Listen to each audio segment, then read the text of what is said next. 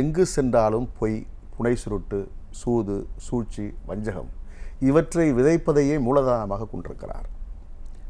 யார் பெற்ற குழந்தைக்கு யார் பெயர் வைப்பது? இது புரட்சி தமிழர் எடப்பாடியார் பெற்றெடுத்த வெற்றி குழந்தை. 7.5% உள் ஒதுக்கீடு என்பது அரசு பள்ளியிலே படிக்கக்கூடிய மாணாக்கருடைய கனவு. அந்த கனவை நிறைவேற்றி இன்றைக்கு ஆளுமைமிக்க தலைவராக, இந்தியாவிற்கே வழிகாட்டியாகவும் புரட்சி தமிழர் அருமையண்ணன் எடப்பாடியார் அவர்கள் விளங்கினார் என்பது நாடும் ஏடும் வீடும் அறிந்த உண்மை. எப்படி புரட்சித் தலைவர் எம்ஜிஆர் அவர்கள் என்று சொன்னால் சத்துணவு திட்டம் என்று சொல்கிறோமோ, புரட்சித் தலைவி அம்மா என்று சொன்னால் தொட்டில் குழந்தை திட்டம் என்று சொல்கிறோமோ, அதை போல புரட்சித் தமிழர் எடப்பாடியார் என்று சொன்னால் 7.5% மருத்துவ படிப்பிற்கான உள் ஒதுக்கீடு.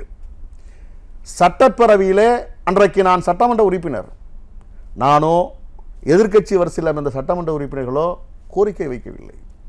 அல்லது எதிர்க்கட்சி வரிசையில் இருந்த எதிர்க்கட்சி தலைவரோ அல்லது பிற கட்சிகளை சார்ந்தவர்களோ யாரும் சட்டப்பேரவையில் கோரிக்கை வைக்கவில்லை. புரட்சித் தமிழர் எடப்பாடியார் சுய சிந்தனையோடு சிந்திக்கிறார். தமிழகத்தினுடைய முதலமைச்சராக நாம் பொறுப்பேற்றிருக்கிறோம்.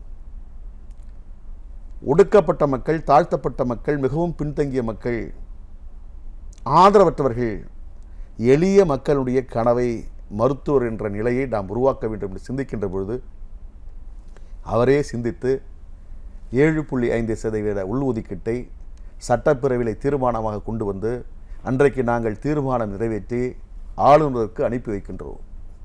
ஆளுநர் அதை காலதாமப்படுத்துகிறார்.